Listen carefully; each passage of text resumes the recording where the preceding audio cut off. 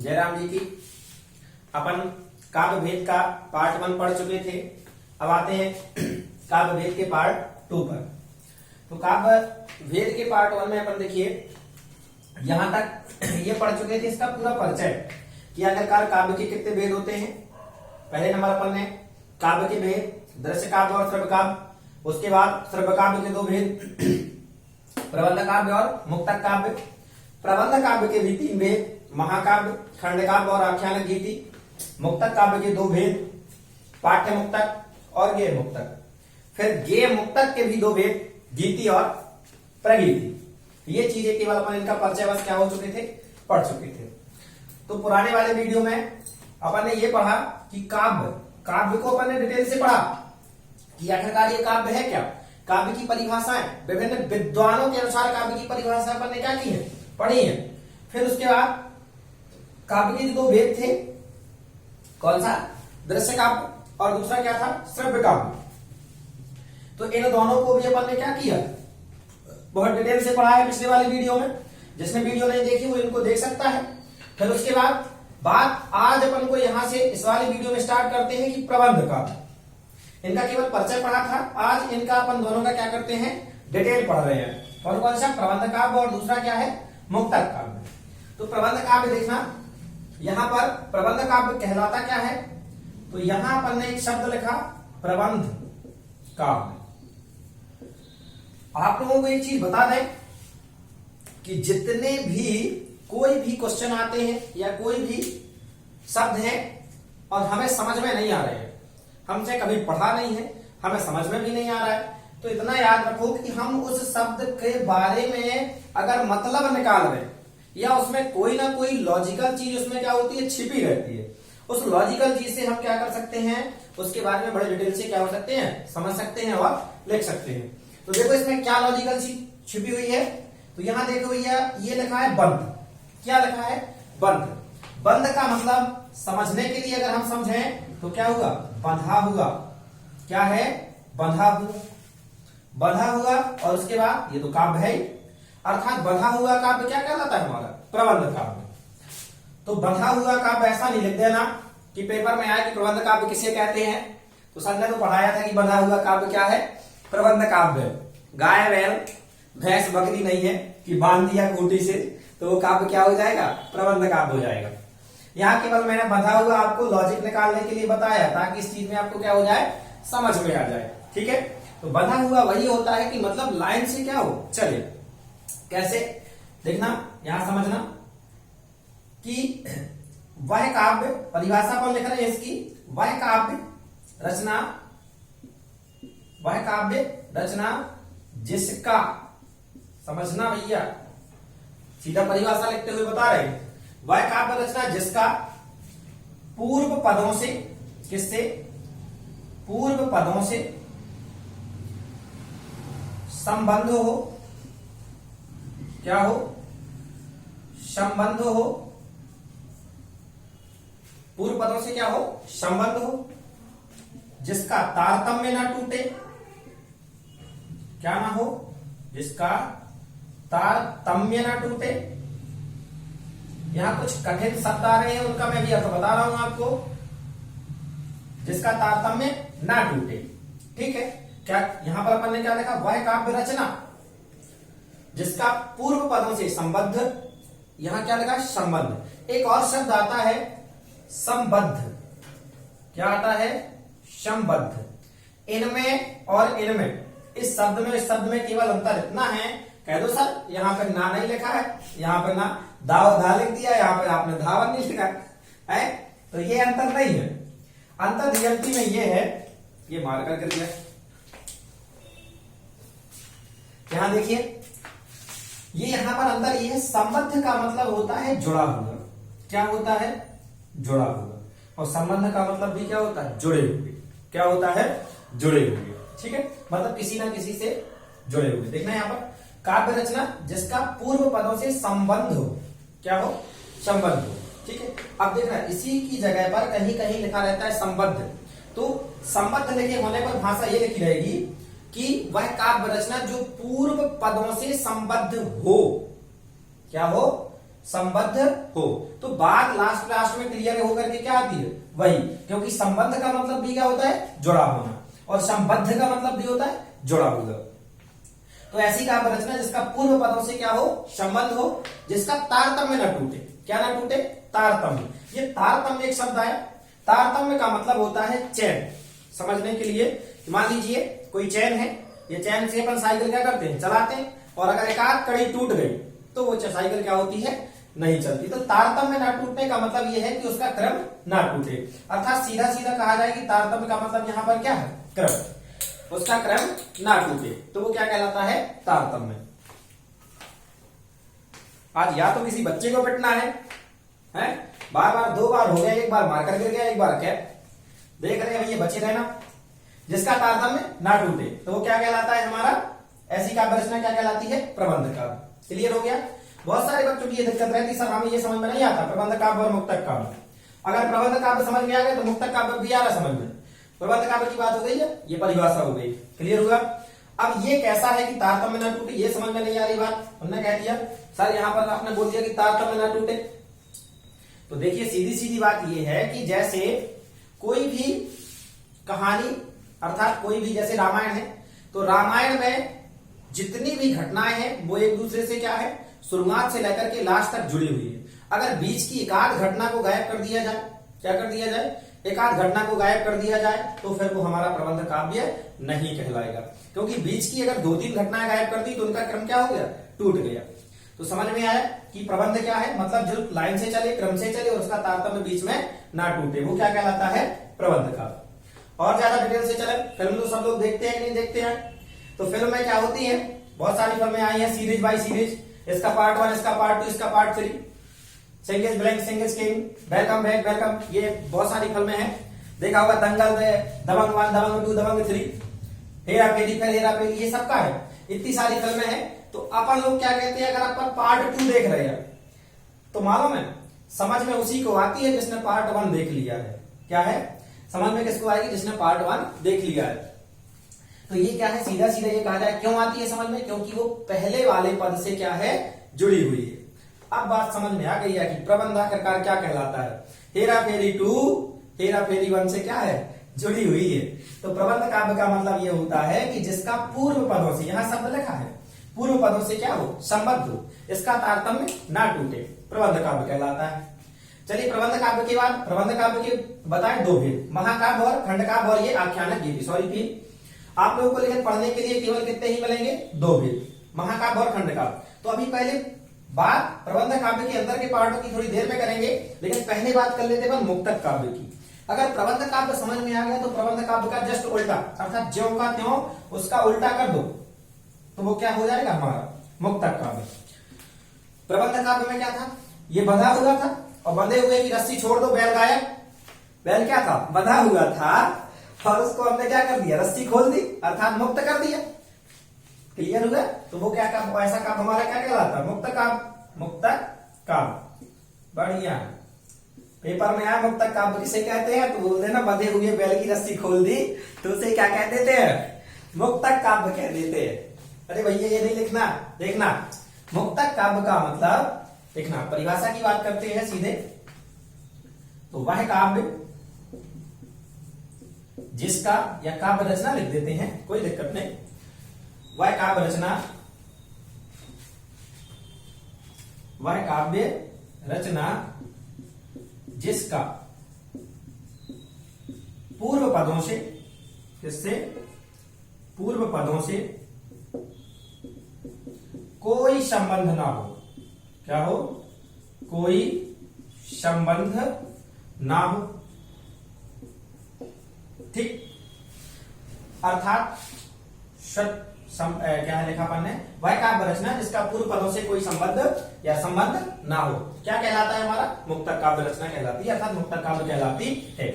या इसकी बिल्कुल सरल परिभाषा की बात करें तो ऐसी काव्य रचना जो अपने आप में क्या हो, स्वतंत्र हो, जो अपने आप में क्या हो, स्वतंत्र हो, अपने आप में स्वतंत्र हो, कोई बंधन नहीं है। यहां बंधन था और यहां मुक्त है, मुक्त मतलब स्वतंत्र, तो वह काव्य रचना जो अपने आप में स्वतंत्र हो तो क्या कहलाता है हमारा मुक्तक काव्य। ये काव्य रचना स्वतंत्र कैसे हो सकती है? काव्य रचना तो जैसे अन्य चीज तो हर चीज स्वतंत्र रह सकती है, लेकिन ये काव्य रचना स्वतंत्र कैसे हो सकती है? तो देखो हम आपको बताया था ना, ये काव्य रचना स्वतंत्र का मतलब इसके अंतर्गत कौन कौन चीजें आती हैं मुक्तक काव्य के अंतर्गत। जैसे हम क्या करते हैं, दोहा पढ़ते हैं। क्या पढ़ते हैं? दोहा। क्लियर हो?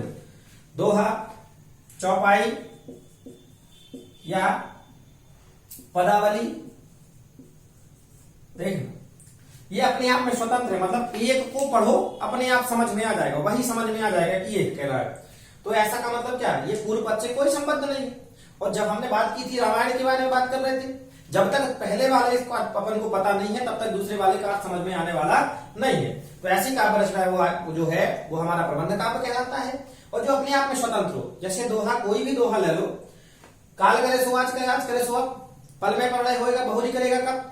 अब हमें यही दोहा लिखा है बस, तो केवल हमें अपने आप इसको जैसे ही पढ़ा अपने आप इसका अर्थ क्या हो गया, समझ में आ गया। हमें ये नहीं देखना कि ये कहीं इससे पहले किससे जुड़ा था, फिर ऐसा था, फिर ऐसा।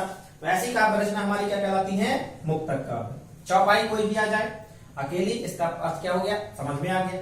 पदावली, ये मीराबाई के जो पद है उन्होंने कहा, बाला में बैरागणी होगी हूं, ज्यो ज्यो भेष ज्यो ज्यो भेष है, मैं हारो साहेब लीजिए त्यों त्यों भेष धरूंगी हो। इस तरीके से सूरदास ने लिखे हैं, सूरदास वाले, मैया मोरी मैं नहीं माखन खायो, या मैया मैं तो चंद्र खिलौना ले हूं। इस तरीके से जो छोटे छोटे पद होते हैं ये कहलाती है पदावलियां। क्या कहलाती हैं, पदावलियां। तो ये सभी चीजें किसके अंतर्गत आ जाते हैं, हमारे मुक्तक काव्य। एक पढ़ा बस, पहले वाले का दूसरे वाले से कोई संबंध नहीं होगा।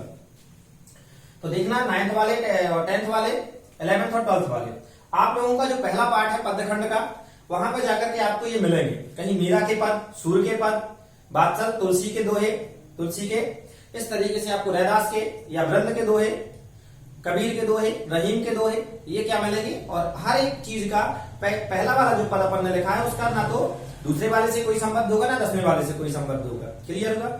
लेकिन अगर बात करेंगे अपना ये रामायण महाभारत, ये सब इनका क्या है, पूर्व पद से कोई ना कोई संबंध होता है। लॉकडाउन में लगभग सभी ने महाभारत और रामायण देख लिए। अगर महाभारत का अपन एक आध पार्ट मिस कर जाते हैं तो फिर क्या पहले वाला पता चलता? उन्होंने कहा यार ये लड़ क्यों रहे आखिरकार, तो फिर बाद में पता चला, बोले अरे, फिर घर के लोग बताते, बोले ऐसा नहीं ऐसा ऐसा हुआ था। अरे हाँ, ये मतलब हमें समझ में इसलिए नहीं आया क्योंकि हम क्या कर चुके हैं, एक चीज मिस कर चुके हैं। तो ये वाला किसमें रहेगा, हमारा प्रबंध काव्य में। और मुक्तक में जहां से देखना शुरू किया समझ में आ गया, बस कोई संबंध नहीं है, वो क्या कहलाते हैं, हमारे मुक्तक काव्य। चलिए बात कर लेते हैं मुक्तक काव्य के बाद। ये दोनों काव्य समझ में आ गए। काव्य के बारे में अपन ने पहले पार्ट में पढ़ लिया था, दृश्य काव्य के बारे में पहले पार्ट में पढ़ लिया था, श्रव्य काव्य के बारे में दूसरे पार्ट में पढ़ लिया था। अब बात करते हैं, और अपन ने प्रबंध काव्य और मुक्तक काव्य के बारे में इस वाले पार्ट में क्या कर लिया है, पढ़ लिया है। यहाँ पर दो चीजें इंपॉर्टेंट है प्रबंध काव्य के, दो भेद हमें अच्छे से पढ़ना। अब ये चाहे 9th क्लास का हो चाहे 10th क्लास का, एमपी बोर्ड वाले सुन लीजिए, 9th, 10th, 11th और 12th। क्लियर। महाकाव्य और खंड काव्य में 4 नंबर का अंतर आता है। कितने नंबर का आता है, 4 नंबर का अंतर आता है। ये चारों क्लासों के लिए इंपॉर्टेंट है। किन क्लासों के लिए है, चारों की चारों, 9th, 10th, 11th और 12th। बात किसकी कर रहे हैं, एमपी बोर्ड, इसकी एमपी बोर्ड। ठीक है। तो एमपी बोर्ड की चारों क्लासों के लिए क्या है, इंपॉर्टेंट है। और खास करके किनके लिए, जिनकी हिंदी कैसी है, स्पेशल। क्या है, स्पेशल हिंदी, अर्थात हिंदी मीडियम के बच्चों के लिए। ठीक है, उनके लिए तो इंपॉर्टेंट है ही है। और आगे देखते हैं, जनरल हिंदी वालों के लिए भी इंपॉर्टेंट है, लेकिन इनके लिए जो स्पेशल वाले हैं इनके लिए कुछ ज्यादा इंपॉर्टेंट। तो देखते हैं पहले नंबर महाकाव्य है क्या और खंड काव्य क्या है। क्लियर। तो देखो फिर से मैं आपको बात तो वही करूंगा पूरी लॉजिक वाली। महाकाव्य क्या लिखा, महाकाव्य। फिर से हमने आपको क्या बताया कि नहीं समझ में आता, शब्द पे घुसो, शब्द को तोड़ के मरोड़ के कहीं ना कहीं से निचोड़ के रस निकालना है, अर्थात कुछ ना कुछ तो इसमें छिपा होगा। चलो ये तो छोड़ो, इतना तो हमें पता है, इतने टाइम से पढ़ते आ रहे हैं, काव्य के बारे में अच्छे से पता है। अब कहां पर, जब यहां तो लॉजिक मिलने वाला नहीं है, अब यहां पर क्या लिखा है, एक शब्द अब यहीं पर ढूंढो कि यहां कुछ मिल जाए, तलाश रहे हैं, सर्च ऑपरेशन जारी है, नहीं मिल रहा है, चलो भैया अलग कर लो। एक शब्द आ गया महा। महा का अर्थ क्या होता है? विशाल। क्या होता है? विशाल। और आगे चले बड़ा, और आगे चले विस्तृत। ये क्या होते हैं? महा के अर्थ निकल के आए। तो अब यहां से पता चल गया। अब देखना एक परिभाषा भी हो जाएगी। अब ये जो है विशाल क्या होगा? कोई रचना होगी, बड़ा रचना, विस्तृत रचना, और इस चीज को क्या कह देते हैं? कलेवर। हिंदी की भाषा में बात करें तो क्या कह देते हैं? कलेवर। और बड़ा कलेवर, और ये विस्तृत कलेवर। ऐसा ना कर कह देना कि सर ये बड़ा लिखा है वो उड़द की दाल वाला। क्या है? उड़द की दाल वाला। कौन है ये? बड़ा। और कलेवा बुंदेलखंडी में नाश्ता को क्या बोलते हैं? कलेवा। तो ये ना लिख देना कि समझ जाओगे, इतना खतरनाक लॉजिक ना निकाल देना कि उड़द की दाल का कलेवा किया है। तो यहाँ नहीं ना समझ जाना बच्चों।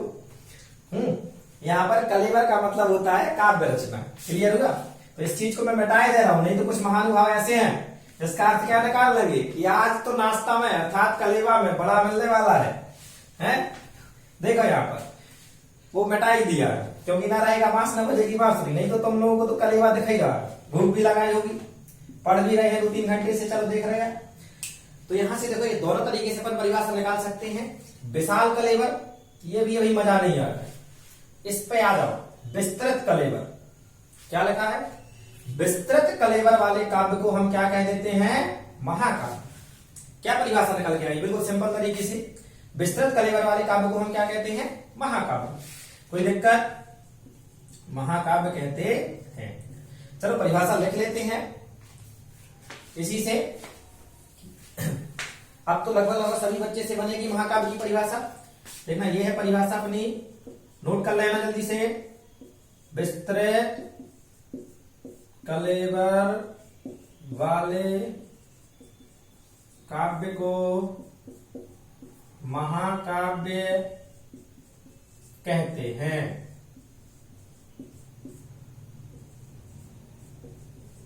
क्लियर हो गया? विस्तृत कलेवर वाले काव्य को हम क्या कहते हैं? महाकाव्य कहते हैं। ठीक। अब महा लगा है, महाकाव्य के बाद चलिए थोड़ा सा बात कर लेते हैं खंड काव्य की। क्लियर? खंड, क्योंकि अगर अपन को महाकाव्य का एक परिभाषा पता चल गई है तो हम खंड काव्य की भी परिभाषा देख लें। फिर अगले वाले अपन वीडियो में काम करेंगे कि महाकाव्य और खंड काव्य को डिटेल से पढ़ते हुए महाकाव्य और खंड काव्य में अंतर क्या करेंगे? क्लियर कर लेंगे, जिससे हमारा 4 नंबर का क्या हो जाएगा? क्लियर हो जाएगा। देखते हैं खंड काव्य।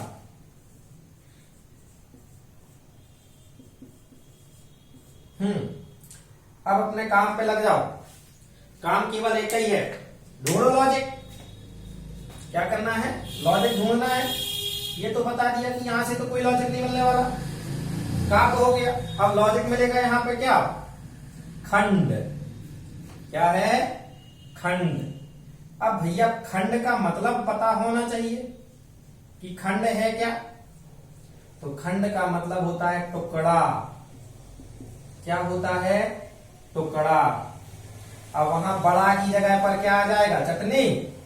छोटा। और विस्तृत की जगह आ जाएगा सीमित।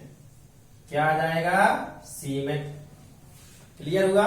यहां पर जहां क्या था उस वाले में, यहां क्या बताया था अपन ने? विशाल। अर्थात और छोटा देखा जाए तो इसका छोटा भी लिख सकते हैं, तो छोटा अपन ने यहां लिख ही दिया। सूक्ष्म लिख सकते हैं। विशाल का विलोम क्या है? सूक्ष्म। ये ठीक है। कलेवर तो अपन को लिखना ही लिखना है। क्या लिखना है? कलेवर। कलेवर ये हो गया, इधर कलेवर हो गया, और इधर पर भी क्या हो गया? कलेवर हो गया। चारों जगह, तीनों जगह हमने क्या कर लिया? कलेवर। यहां से परिभाषा में आप ही लोगों से निकलवाऊंगा। परिभाषा देखिए, उस समय पे जब अपन ने थोड़ी देर पहले महाकाव्य पढ़ रहे थे तो परिभाषा अपन ने लास्ट वाले पॉइंट से निकाली थी। कहां से निकाली थी? लास्ट वाले से। तो जब उसमें लास्ट वाले से निकाली थी तो इसमें भी हम कहां से निकाल लें? लास्ट वाले से। अंतर क्या हो जाएगा, यहाँ पर क्या है सीमित, क्या है सीमित, वहां था विस्तृत और यहाँ पर क्या है सीमित। तो हम क्या लिख देंगे, सीमित कलेवर वाले काव्य को हम क्या कहते हैं, देखिए महाकाव्य की परिभाषा आपने क्या लिखी, विस्तृत कलेवर वाले काव्य को हम क्या कहते हैं महाकाव्य, और यहाँ पर क्या आ जाएगी, सीमित कलेवर वाले काव्य को हम क्या कहते हैं खंड काव्य। लिख लेते हैं परिभाषा, सीमित कलेवर वाले काव्य को हम क्या कहते हैं, महा की जगह पर क्या लिख देंगे खंड काव्य। तो बात समझ में आ गई है, महाकाव्य और खंड काव्य दोनों की परिभाषाएं पता चल गई हैं, प्रबंध काव्य के बारे में पता चल गया, मुक्तक काव्य के बारे में पता चल गया। तो आज अपन ने इतनी सारी चीजें पढ़ ली, प्रबंध काव्य क्या है, मुक्तक काव्य क्या है, पाठ है महा, उसके बाद महाकाव्य के बारे में परिभाषा भर जान गए, खंड काव्य के बारे में परिभाषा। इसके बाद अपन पढ़ेंगे महाकाव्य और खंड काव्य के में अंतर। क्या पढ़ेंगे, महाकाव्य और खंड काव्य में अंतर, जो कि अपन क्या कर लेंगे देखेंगे अगली वाली वीडियो में। देखते हैं महाकाव्य और खंड काव्य में अंतर। तो इतने के लिए लगभग सभी को समझ में आया कि नहीं आया, पढ़ते रहना है, इतना याद कर लेना, जिस बच्चे को समझ में नहीं आ रहा है नोट करते जाए, डेली की डेली वीडियो देखते जाए आप लोगों का, धीरे धीरे करके मैं पूरी तो जितनी हिंदी ग्रामर है 9 से लेकर के 12 के सभी बच्चों को लगभग क्या करा दूंगा, क्लियर करा दूंगा। तो यहां तक अपन महाकाव्य और खंड काव्य तक पहुंच गए। अब इसके बाद काव्य भेद का काव्य बोध का, काव्य बोध के अपन कितने पार्ट बनाएंगे, 15 या 20 में कम से कम क्या हो जाएगा, कंप्लीट हो जाएगा। काव्य बोध के पार्ट 15 या 20 में पूरा टोटल काव्य बोध कंप्लीट हो जाएगा और दोबारा से कभी आपको काव्य बोध पढ़ने की आवश्यकता नहीं है। तो ये पार्ट 1 हो गया हमारा, और पार्ट 2, पार्ट 3 में अपन पढ़ेंगे महाकाव्य खंड काव्य के बारे में डिटेल से और इनमें अंतर। इतने के लिए धन्यवाद, पढ़ते रहो, मुस्कुराते रहो, जय राम जी, कल मिलते हैं।